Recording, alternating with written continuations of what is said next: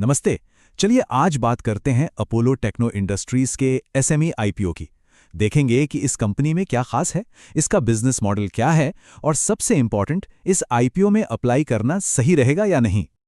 तो 2 साल में 10x प्रॉफिट ग्रोथ सुनने में थोड़ा too good to be true है ना।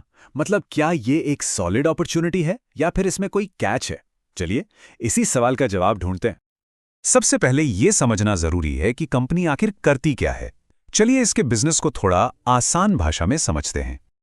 इमेजिन कीजिए, शहर में गैस पाइपलाइन या ऑप्टिकल फाइबर डालना है, लेकिन पूरी सड़क खोदने की जरूरत नहीं है। बस यही है इनका काम। इनकी मशीनें जमीन के नीचे नीचे ही सुरंग बनाकर काम पूरा कर देती हैं, बिल्कुल सड़कों की होल सर्जरी जैसा। और ये हैं इनकी मेन प्रोडक्ट्स, बड़ी बड़ी हैवी ड्यूटी मशीनें जो इंफ्रास्ट्रक्चर प्रोजेक्ट्स जैसे मेट्रो लाइंस, गैस पाइपलाइंस और 5G नेटवर्क के लिए जरूरी हैं। इसके अलावा ये इन मशीनों के स्पेयर पार्ट्स और सर्विसिंग से भी पैसा कमाते हैं, जो एक रिकरिंग रेवेन्यू स्ट्रीम है। ठीक है, अब जब हम बिजनेस समझ गए हैं तो आइए इस आईपीओ के जरूरी नंबर्स पर एक नजर डालते हैं। ओके, अब आते हैं इसके नंबर्स पे। देखिए, ये एक एसएमई आईपीओ है, मतलब इसका टिकट साइज थोड़ा बड़ा होता है। मिनिमम इन्वेस्टमेंट है करीब 1.3 लाख रुपीस, और एक इंपॉर्टेंट चीज, ये 100% फ्रेश इशू है। इसका मतलब ये है कि सारा पैसा कंपनी के पास जाएगा उसके एक्सपेंशन के लिए।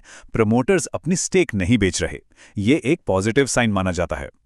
तो जो पैसा कंपनी उठा रही है वो सीधा बिजनेस में लगेगा, मतलब डेली ऑपरेशंस को फंड करने में और बिजनेस को आगे बढ़ाने में, कोई पुराना लोन चुकाने या प्रमोटर को एग्जिट देने के लिए नहीं। चलिए अब आते हैं सबसे इंटरेस्टिंग पार्ट पर, फाइनेंशियल्स। नंबर्स क्या कहानी बता रहे हैं वो देखते हैं।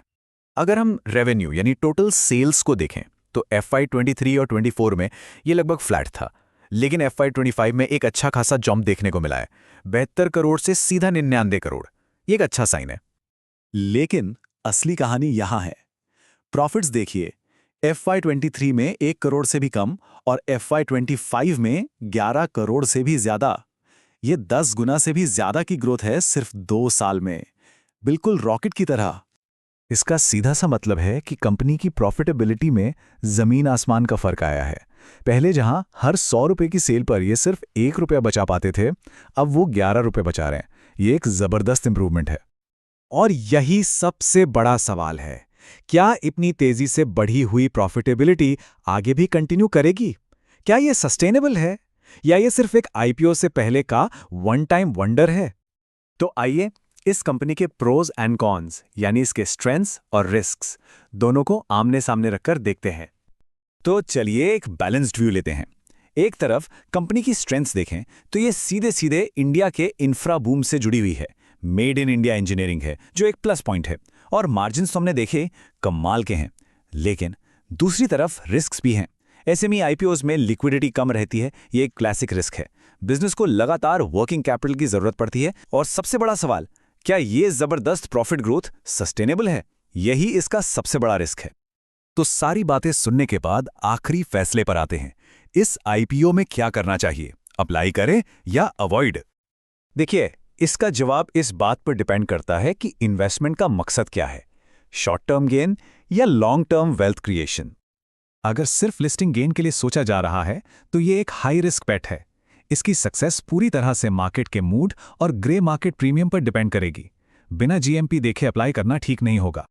और अगर लॉन्ग टर्म के लिए सोचा जा रहा है तो ये सिर्फ उन इन्वेस्टर्स के लिए है जिनकी रिस्क लेने की कैपेसिटी ज्यादा है, जो एसएमई स्पेस की वोलेटिलिटी को समझते हैं और कम से कम 1-2 साल तक होल्ड कर सकते हैं।